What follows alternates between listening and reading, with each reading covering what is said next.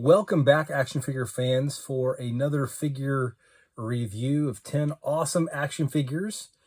Today I'm going to be reviewing or showing 10 figures from the Masters of the Universe Classics line. And man, they're awesome. Probably the best He-Man line of all time. Just the sculpting on these figures and everything about them just looks fantastic. So, as always, we got 5 good guys and 5 bad guys. And that's the ones we're going to be looking at. So let's go ahead and go back over here to the first figure. So this right here is Hero 2, or his actual name is Dare. And he is the son of He-Man. So I'm assuming that he also has the power of Grayskull. I don't know if he inherits that when He-Man dies or if they can both have the power at the same time. But it looks like a cool figure. I really kind of like this little red thing right there on the chest plate. It looks nice. Yeah, I guess that would look like He-Man. I don't know who his mother is. I'm assuming it's not going to be Teela the Sorceress. But this is a good looking figure. All the colors on it look real great. And as far as I know, he's the only one they made in the Classics line. I think the Masterverse line made one of him as well. That's all I can think of. Okay, so here we have a cool figure. He's called Twistoid, and he came in a 2-pack with an evil version. These guys, in the original line, they were these little tiny half, like an upper body, and then the lower body somehow twisted, both of them. So he's the good guy, and there's a bad guy to go along with him. Twistoid, I think he looks really cool. So I really like that face mask, the face sculpt on him. Beyond that, I really don't know much about Twistoid. And that was one of the really, really, really great things about this line, I will have to admit, is they dove deep. I think they put this out for 10 years, and man, they just went really, really deep in MO2U mythology, and they pulled out some great figures that you thought you'd never see. Kind of like this guy here. And I think they created some just for this line. The Mighty Spectre. The Mighty Spectre. Now, he looks kind of like a Spider-Man Venom Masters of the Universe character. But, of course, he's got this, this little card symbol on his chest there. And he is some kind of time traveler, can go forward and backwards in time.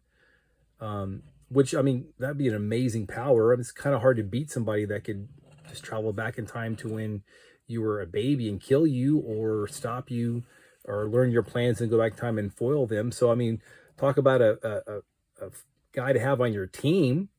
And he's a good guy. And he looks really, really good. I guess this is some kind of lightsaber wannabe weapon on his hand. And then he's got a gun over there. Once again, it should be future tech, right? Since he can move forward and backwards in time. But he looks really cool. This is one of the cooler looking characters that they put out. The Mighty Spectre. Okay, probably one of my least favorite figures from this whole line. I think there's over 200 figures in this line. And his name was Fearless Photog. And boy, he just looks weird. He does something with recording, and I don't know. I don't really know what he does, to be honest with you. Fearless Photog, though, he's got like a camera gun, and then his head is a camera, I'm assuming, and this little thing can move back and forth. And then that little thing on his chest, he looks like he's running. I guess that's probably the coolest thing about him, that little thing moves. Fearless Photog, At least we got an original new character with this guy. So there he is. Okay, an old classic, an old Master of the Universe. Rio Blast, the cowboy, which I don't really know how a cowboy ends up on Eternia. But I don't really know if he's part cyborg, but he's filled with guns. Guns pop out of his knees, guns pop out of his chest, his wrist, and of course, one's on his back. And it pops open there and flips up. So talk about a guy with a lot of firepower. That would be great to have on your team, right? And I remember this as a kid, you know. I didn't have him. My cousin had him, but I thought he was fairly cool. So there you go. Real Blast. Now, I got to admit, there's something about the bad guys. They always do I feel like a better job with the bad guys.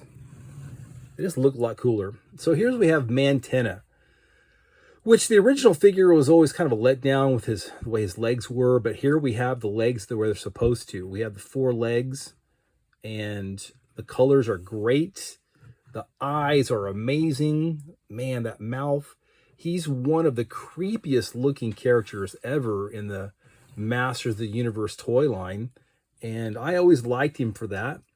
And I always thought his power was cool. I mean, he can just look at you and shoot laser beams out of his eyes and stun you. Of course, they didn't kill people, so I'm guessing he has a kill setting as well that probably drains his power faster. But he had the weirdest voice too in the cartoon. But he's an extremely cool character, one of my favorites from this toy line, and you can see why. I mean, he just looks amazing, creepy, scary, true evil guy all the way around. He's got it all. So he's a great figure for that toy line. Really like him.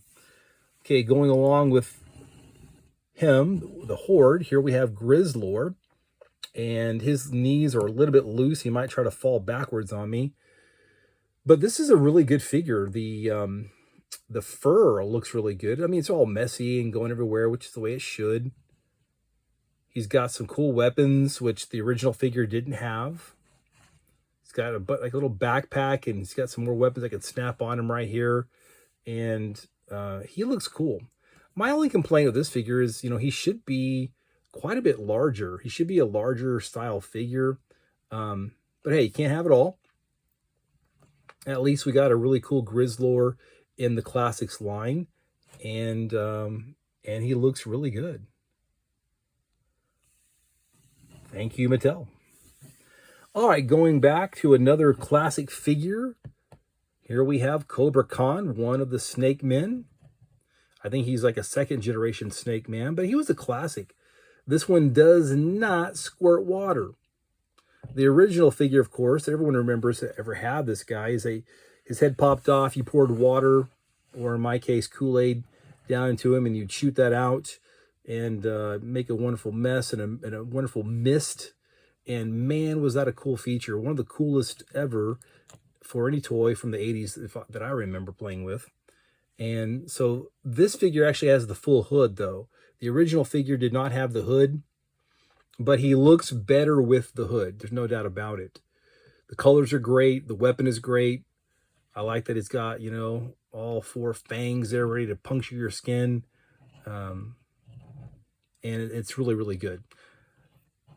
I know they weren't going to do that mist action feature, but man, I kind of missed it. But that's why I still have the original, right? You still have the original, you can still do it. Okay, so here we have one of several. I think I can think of 3, 4 Hordaks that they made in this toy line right here. But the great thing about this figure is he has the blue skin. Usually it's the gray skin. This is the Filmation Hordak. And I really, really like it. You can pop this hand off and make it look like he has a gun. You can take this arm off and put on just a regular arm like that one over there. But in the TV show, he oftentimes turned his arm into a blaster, and he would shoot, you know, beams at enemies, She-Ra, He-Man, or whoever. And this is a really, really good Hordak. Probably my favorite one. He came packaged with the little imp as well. That was always flying around him. So this is a great figure. Pretty expensive on the secondary market now. But man, look at that face. That's a perfect Hordak. That's a really, really, really good Hordak figure right there. All right, the last one I have here is Octavia. I know nothing about Octavia except that she's got some octopus arms there, and she's got swords, and I wouldn't want to fight her in hand-to-hand combat. Maybe she can climb walls too, like Spider-Man. But besides all that, she looks amazing. I mean, the colors on her just, they pop, man. They look great. And like I said, those swords and these tentacles, they just look fantastic. So she is a really welcome figure for this toy line. I was so happy to get this one. I'd never seen her before. I don't think she ever even appeared in the cartoon. Maybe she did briefly. I don't remember her at all.